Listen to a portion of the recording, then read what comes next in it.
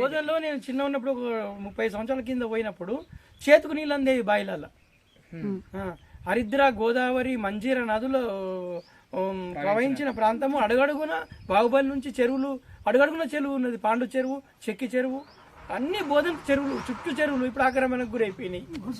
గొలుసుకట్టు చెరువులు ఉన్నాయి, వట్టి చెరువులు కూడా ఉన్నాయి, చుట్టూ చెరువులే. అదే గొలుసుకట్టు చెరువు అంటే మేము ఒకటి విన్నాం సార్. ఇప్పుడు బాణపల్లి పెద్ద చెరువు అట, అది గొలుసుకట్టు చెరువు అంటారట. దాని కింద పరివాహక ప్రాంతంలో 7 చెరువులు నింపుతుందట. అది ఆ చెరువు నుంచి ఎక్కువైన నీళ్ళు. ఏంటంటే ఇది సంపదా లక్ష దేశం, ఇది కొన్ని కోట్ల ఆదాయం వచ్చే దేశం. ఇది సంపదా లక్ష దేశం అంటారు.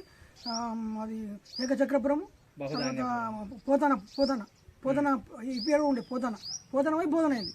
పోతన తర్వాత బోధన్యపురము, రకరకాల పేరు మారుతూ బోధన అయిపోయింది. అది కీస్పూరమే బాహుబలి ఇక్కడ పరిపాలించింది. పోతన అని ఎందుకు పేరు ఉండేది సార్? అది పోతన అని పేరు ఎందుకు వచ్చింది తెలియదు, కానీ పోతన గ్రామం పేరు ఉండేదానికి. పోతానికి పోతన. ఎందుకంటే ఇప్పుడు మహాభారతము రాసిన వాళ్ళ మనకు పోతన అని చెప్పేసి ఆంధ్రీకరించారు అని చెప్పేసి. ఆ పోతన కాదో తెలియదు, దానికి సంబంధించిన మరి ఏంది మనకు సంబంధించిన అది బౌద్ధన్యపురం అంటే బాగా ధనం సంపాదించిన దేశం, ఫుల్ ఆదాయం.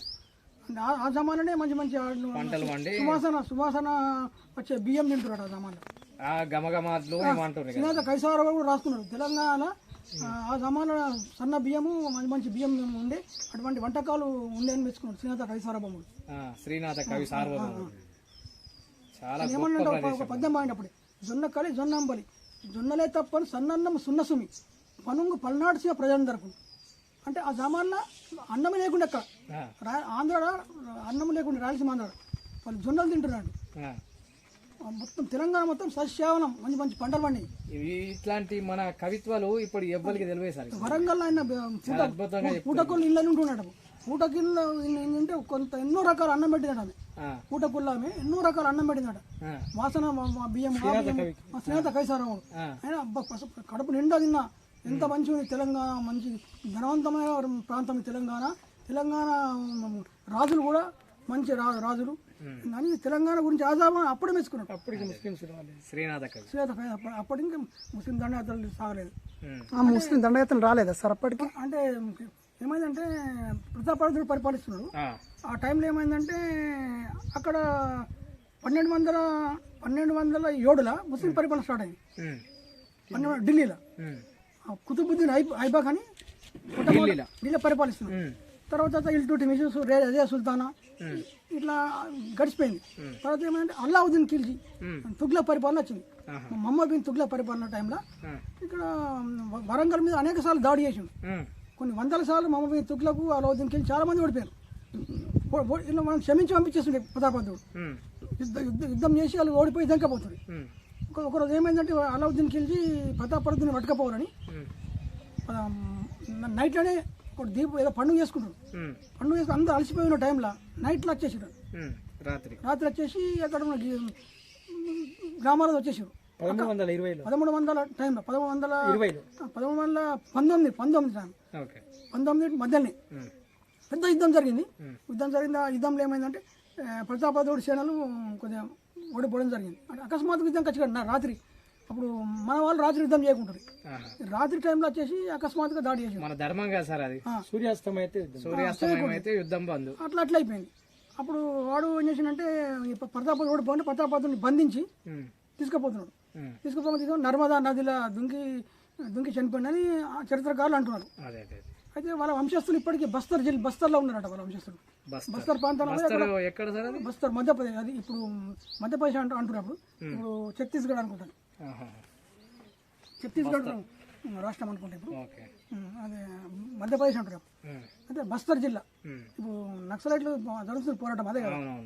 బస్తర్ అది రాష్ట్రం పేరు ఛత్తీస్గఢ్. అయితే ఇప్పుడు ఈ ప్రాంతాన్ని పరిపాలించిన ప్రతాపరుద్రుడి వారసులు అక్కడ స్థిరపడి అక్కడ రాజ పరిపాలన చేసి అంటారు. అక్కడ ఇక్కడ నుంచి అక్కడ వరకు అక్కడ బోధనలా ఇప్పుడు ఎల్లమ్మ గుడి నుండి 100 స్తంభాల గుడి నుండి బాహుబలి ముత్యాలు రత్నాలు కుప్పలు పోసి అమ్మిన ప్రాంతం అది. అసలు చాలా మంచిది ప్రాంతం. ఇట్లా బంగారుతో అడుగడుగున బంగారు ఉండే బోధన, అడుగడుగున లింగం, అడుగడుగున బంగారు ఉన్న ప్రాంతం బోధన ఏకచక్రాపురం, బోధన్యపురం. ఇప్పుడు ఏమైందంటే ఏదైతే ఎంతో మంది వైశ్యులు వ్యాపారులు విదేశాల మంది తిరిగిన ప్రాంతము, అంటే జీవహింస లేని టైం ఎక్కువ, జీవహింస లేని సమయం, సత్యపాలన జరిగిన బాహుబలి కాలం అది. ఇప్పుడేమో అది ఏదైతే బాహుబలి అక్కడ తిరిగిన ఉందో రోడ్డు వంద స్తంభాల గుడి నుండి ఇట్లా, ఇప్పుడు అక్కడ ఇటు అటు మాంసం దుకాణాలు అయిపోయినాయి. ఇప్పుడు పాపం పలుకుతున్నది బోధనలా. ఎక్కడైతే పూలు పండ్లు బంగారము వజ్ర వైడూర్యాలు అమ్మిన తొవ్వలో దారిలో ఇప్పుడు మాంసం దుకాణంలో వెలిసినాయి. గుళ్ళు అన్ని ధ్వంసం. అడుగడుగున గుడి, అడుగడుగున లింగము, అడుగడుగున కోనేరులు, అడుగడుగున బంగారం ఉన్న ప్రాంతం దక్షిణ భారతదేశం బోధన. ఏంటంటే ఇప్పుడు 1920 తర్వాత ముస్లిం పరిపాలన స్టార్ట్ అయింది. తర్వాత కుతుబ్ షాయిలు పరిపాలించిన తర్వాత కుతుబ్ షాయిల తర్వాత నైజాం పరిపాలన, తర్వాత స్వాతంత్రం వచ్చింది 48. తెలుసు మీకు అందరికి, చెప్పలేము 17 తెలుసు చరిత్ర. ఆ చరిత్ర మనకి ఇప్పుడు అవసరం లేదు అనుకుంటా, చెప్పండి. బాహుబలి ఏంటంటే ఇప్పుడు బాహుబలి గురించి చెప్పాలంటే బోధన రాజధానిగా వేసుకుని బాహుబలి పరిపాలించింది. ఎట్లా అంటే వృషభనాథుడు తీర్థంకరుడు, జైన తీర్థంకరుడు వృషభనాథుడికి 100 మంది కొడుకులు. ఒక కొడుకు భరతుడు, ఒక కొడుకు బాహుబలి. ఏంటంటే 100 మంది కొడుకులకు ఈ బాహుబలికి అందరికి రాజ్యం ఇచ్చేసి తపస్సుకి వెళ్ళిపోతాడు. వృషభనాథుడు మోక్షం కోసం తపస్సు వెళ్ళిపోతాడు. వెళ్ళిపోతాడు అంటే శ్రవణ బెలుగోల అక్కడికి వెళ్ళిపోతాడు. అంటే ఆయన వెళ్ళిపోతే ఏంటంటే వెళ్ళిపోయేటప్పుడు కొడుకులకు రాజ్యం పంచేయాలి కదా. ఉత్తర భారతదేశము భరతునికి ఇచ్చాడు, దక్షిణ భారతదేశం బోధన రాజధాని వేసుకొని బాహుబలికి ఇచ్చాడు. ఈ బాహుబలి బోధన రాజధాని వేసుకొని దక్షిణ భారతదేశం పరిపాలించాడు. తమిళనాడు వరకు పరిపాలించాడు, కన్యాకుమారి వరకు పరిపాలించాడు. మన భారతదేశం రాజధాని ఆ టైంలో ఏమంటే మన బోధనే అయితే అక్కడ నుంచి ఏమైందంటే యుద్ధంకి వచ్చింది భరతుడు. యుద్ధంకి వచ్చి బాహుబలితో యుద్ధం చేస్తాను. ఏం చేసాడంటే అందరూ ఏమనుకుంటే ఇట్లా అందరు సైన్యం కొట్లాడితే మనం అందరు సైనికులు చనిపోతారు, ఇంత చనిపోద్దు సైనికులు, మనం ఇద్దరు మళ్ళీ యుద్ధం చేద్దాం. ఇద్దరు గుద్దుకుంటారు, ఇద్దరు కొట్లాడతారు. మళ్ళీ యుద్ధం చేస్తే భరతుడు కింద పడిపోతాడు అన్న. ఇక బాహుబలి లేచాను గుద్దాలా, చనిపోతాడు కదా అతను గుద్దే. వెంటనే ఆలోచన వచ్చింది, మా నాయన మా 100 మంది కొడుకు చెప్పాలన్నా నేను చంపాని అన్నకి రాజ్యం ఇచ్చేసి అడవికి వెళ్ళిపోతాడు. వెళ్ళిపోయి తపస్సు చేస్తాడు. తపస్సు చేస్తే ఆయనకు మోక్షం దొరికింది. ఆయన దేవుడు లెక్క మారిపోయాడు. అయితే అక్కడ శ్రవణ బెలుగులో ఒక ఆయన విగ్రహం ఉన్నది ఇప్పటికి కర్ణాటకలో. ఈ బోధనలో ఒక విగ్రహం అయినట్టు, అది పెద్ద విగ్రహం. బోధన విగ్రహం ఎటుపోయిందో అర్థం కాదు. కొన్ని విగ్రహాలు ధ్వంసం అయిపోయినాయి. మన బోధన తహసీల్ ఆఫీసులో కొన్ని విగ్రహాలు ఉండే, బాహుబలి ఉన్నాయి విగ్రహాలు ఉండే అన్న. అదే బాహుబలి విగ్రహం బోధన ఎటుపోయింది తెలియదు. ఇక్కడ ఒక విగ్రహం, ఈ విగ్రహం చూసి అక్కడ కట్టారు శ్రవణ బెలుగొల్ల. అది ఇప్పటికి ఉందండి. మా మస్తక అభిషేకం అని 12 ఏళ్ళకి ఒకసారి అభిషేకం చేస్తారు అక్కడ, పూజ చేస్తారు 12 ఏళ్ళకి ఒకసారి. ప్రధానమంత్రి అక్కడ శ్రవణ బెలుగొల్ల బాహుబలి విగ్రహం. అది ఏకశిల విగ్రహం, ఏకశిల 80 అడుగులు 60 అడుగులు నగ్నంగా ఉంటుంది. అంటే బాగా ఎత్తు అన్నట్టు, కొన్ని అడుగులు ఎత్తు, బాగా ఎత్తు. అంటే ప్రపంచం మొత్తంలో అత్యంత విగ్రహం ఇది, అత్యంత పెద్ద విగ్రహం అంటారు చరిత్రకారులు. ఇది బోధన చరిత్ర. అంటే అప్పటి నుంచి కూడా రాజ్యం ఇది. రత్నాలు రాసులు పోసి అమ్మిన ప్రాంతం ఇది. ఏం చేస్తుంటే కొందరు చరిత్రకారులు చరిత్రను భూస్థాపితం చేశారు. తెలంగాణ చరిత్ర బయటకు రాకుండా, ఏవి రాకుండా, తెలంగాణ గురించి ఏమీ లేదు అసలు. అవును సార్, మొత్తం అదే చెప్పుకుంటారు. ఆంధ్ర పరిపాలించుంటారు, అక్కడ స్వర్ణయుగం ఉండే, అది ఉండే, ఇది ఉండే అని ఆంధ్ర చరిత్రనే చెప్తారు. కానీ తెలంగాణ చరిత్ర ఏం లేకుండా ఇది అయిపోయింది. ఈ తెలంగాణ ఉద్యమం ద్వారా తెలంగాణ చరిత్ర బయటకు వచ్చేసింది. అవును సార్, అప్పటి వరకు తెలియదు కూడా. అది శివవరం ప్రతాప్ రెడ్డి తెలంగాణ కవులు లేరంటే ఒక గ్రంథం రాసినాడు ఆయన. తెలంగాణ కవులు ఉన్నారని ఆయన గ్రంథమే రాసినాడు తెలంగాణ గురించి. శివవరం ప్రతాప్ రెడ్డి 100 మంది ఉన్నారని కవులు ఉన్నారని. అంటే నా పేరు Chamakura Ramesh Reddy. Chamakura Ramesh Reddy, BJP senior leader. 1985లో బీజేపీలో చేరిన. మంచి బీజేపీలో ఉన్నా. చిన్నప్పుడు ఆర్ఎస్ఎస్ కార్యకర్తను. ఇంటర్మీడియట్లో వేరే విద్యార్థి సంఘాలు పనిచేసినప్పటికీ ఆర్ఎస్ఎస్లో ఉన్నాం కాబట్టి బీజేపీకి వచ్చేసినాం. ఎందుకంటే 1982లో ఎన్టీ రామారావు పార్టీ పెట్టినప్పుడు, అప్పుడు సినిమాల అభిమానంతో ఎన్టీ రామారావు పార్టీ పెడితే పార్టీలో చేరిన కొన్ని రోజులు. చేరితే రామారావు ముఖ్యమంత్రి ఒకసారి గెలిచిండు. తర్వాత నాందుల భాస్కర్ రెండు పోటీ పడితే పార్టీ పడిపోయింది. అయినప్పటికీ బీజేపీ వాళ్ళు అందరూ కలిసి పోరాటం చేస్తే మళ్ళీ ముఖ్యమంత్రి రామారావు తిరిగి రామారావు ముఖ్యమంత్రి అయ్యాడు. 85లో మళ్ళీ రీ ఎలక్షన్ అయింది. 80 ఎలక్షన్ అయింది. రామారావు ఏమన్నాడంటే 610 జీవో అమలు పరుస్తామని ఆయన వాగ్దానం చేసిండు. రామారావు ఎక్కినాక 610 జీవో అమలు పరచడం లేదు, ఏం లేదు, తెలంగాణకు అన్యాయం జరుగుతుంది అని నాకు బాధ అనిపించేసి బీజేపీలో మళ్ళీ టీడీపీ రాజీనామా పెట్టి బీజేపీలోకి వచ్చేసాను. Okay sir. 1985లో బీజేపీలో చేరిపోయినా. 86లో 85-86 టైంలో బీజేపీలో చేరిపోయాను. అప్పటి నుంచి పార్టీ కార్యకర్తగా పనిచేస్తున్నా. 1988-89లో సర్పంచ్ ఎలక్షన్ వచ్చేసి ఎలక్షన్ వస్తే అప్పుడు నామినేషన్ వేసిన సర్పంచ్. అప్పుడు నా వయసు తక్కువ ఉండే, 24 అనుకుంటా, 24 నామినేషన్ వేస్తే ఆ టైంలో హనుమంత్ రెడ్డి మాజీ సర్పంచ్ ఉండే. అతను ఏం చేసిందంటే నేను ఒకసారి చేస్తా అంటే వయసు తక్కువ ఉంది, విడ్రా వేసుకుంటే ఇక పెద్దమని చెప్పినాను, విడ్రా వేసుకున్నాను. ఆ తర్వాత ఏమైంది, అంతట్లే ఎలక్షన్ వచ్చేసి ఎలక్షన్ వచ్చేప్పుడు టీడీపీ అక్కడ ఓడిపోయింది. ఓడిపోతే ఎన్టీ రామారావు పార్టీ మళ్ళీ పోటీ చేసింది. ఎన్టీ రామారావు ఆయనకు ఆకర్షణ శక్తి బాగుంది కదా ప్రజలలో, అంటే ఓట్లకు మరింత శక్తి ఉండేది కదా. అయితే ఆయన తిరిగి మళ్ళీ పోటీ చేసింది. పోటీ చేసి ఏమైందంటే ఆ టైంలో అంటే ఇప్పుడు చెప్పదు కానీ చెప్పాలి. ఆ టైంలో ఏమైందంటే టికెట్ గురించి అప్పటికి ఎస్వీ నరసింహారావు ఎమ్మెల్యే పోటీ చేసి 5 ఏళ్ళు అయిపోయింది. 89 కంటే 5 ఏళ్ళు అయిపోతుంది కదా. ఎస్వీ నరసింహారావు టికెట్ అప్లై చేసింది మళ్ళీ, అతను మాజీ ఎమ్మెల్యే. అయితే అతను వ్యక్తిగత మంచి వ్యక్తి, ఆయన పనులు చేసిన ఎస్వీ నరసింహారావు మంచి వ్యక్తి. అయితే బోధన నుంచి ఒక ఆమె రమాదేవి అనుకుంటా, ఆమె ఒక టికెట్ అప్లై చేసింది. ఇద్దరు అప్లై చేస్తే రామారావు ఏమన్నంటే అక్కడ ఇద్దరు ఒకటే కులం వాళ్ళు అప్లై చేస్తారు, ఇద్దరు కమ్మ కులం చెందిన వాళ్ళు అప్లై చేస్తారు. నేను తెలంగాణ వాళ్ళకు బీసీ అయినా ఎవరైనా ఓసీ అయినా రెడ్డి అయినా ఎవరికైనా సరే ఇక్కడికి వెళ్ళి వేరే కులం వాళ్ళకు ఇస్తా అని ఆయన ప్రకటన చేయడం జరిగింది. స్థానికంగా ప్రకటన జరిగింది. జరిగితే అక్కడ ఏమైంది, గండిపేటలో సమావేశం అయింది. అయితే అక్కడ కొంతమంది వేరే అతని పేరు తీశారు.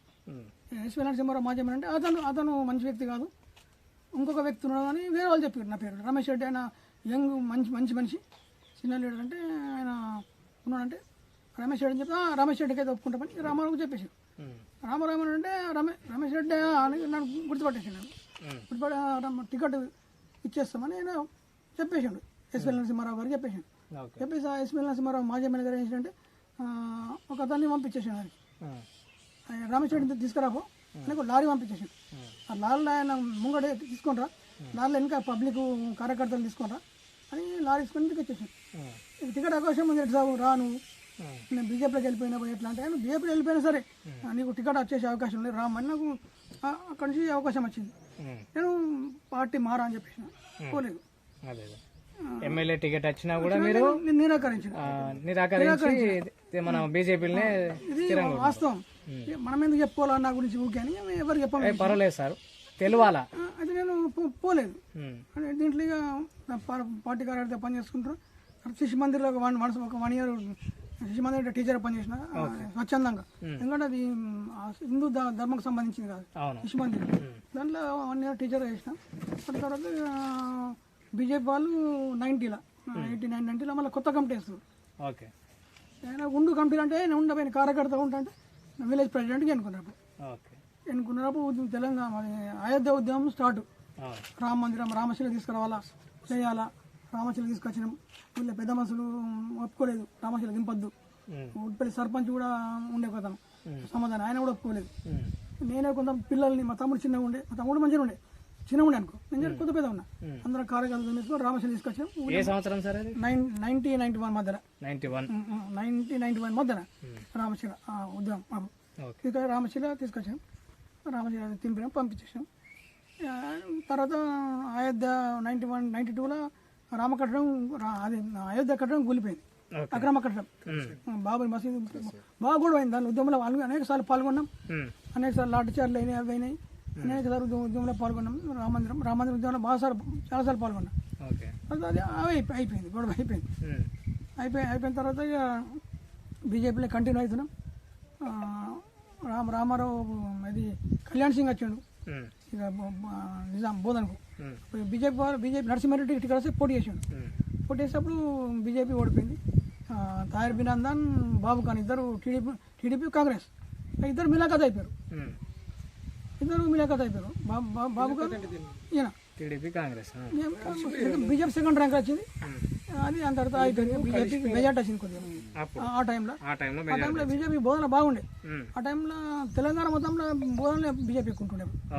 అటువంటి స్థాయి ఉండే బీజేపీ ఆ స్థాయిలో ఉండే. అప్పుడు రాను కొద్దిగా మారిపోయింది, కానీ ఆ స్థాయిలో ఉండే. కాలం మారింది. అప్పటి నుంచి బీజేపీలో ఉన్నా. అయితే మనం ఇంకోటి ఏంటంటే మళ్ళీ ఎలక్షన్ వచ్చింది ఒకసారి. మళ్ళీ ఎలక్షన్ వచ్చేస్తే 94 అనుకుంటా. మళ్ళీ ఎలక్షన్ కాన్స్టిట్యూన్సీ మన బాన్స్వాడ ఉండే. అప్పుడు కాన్స్టిట్యూన్సీ బాన్స్వాడ ఉండే. మళ్ళీ మండల బోధనే కాన్స్టిట్యూన్సీ బాన్స్వాడ. నేను టికెట్ అప్లై చేసిన బాన్స్వాడ నుంచి. నేను సీతారాం సక్సేనా ఇద్దరు అప్లై చేసినాం. నాకు అవకాశం ఇస్తామని ప్రేమేందర్ రెడ్డి గారు అప్పుడు నిజాం బాన్స్వాడ గెస్ట్ హౌస్కి వచ్చి నీకు టికెట్ ఇస్తాం భయ్, నీకు అవకాశం ఇస్తాము చెప్పాను. అవసరం లేదు భయ్ అని చెప్పేసిన. నాకన్నా సీనియర్ ఉండే పెద్ద మనిషి సీతారాం సక్సేనాకు ఈ మని చెప్పేసిన. ఆయన టికెట్ వచ్చింది. అప్పుడు అక్కడ ఓడిపోయింది బీజేపీ. ఇక్కడ సెకండ్ ర్యాంక్ వచ్చింది.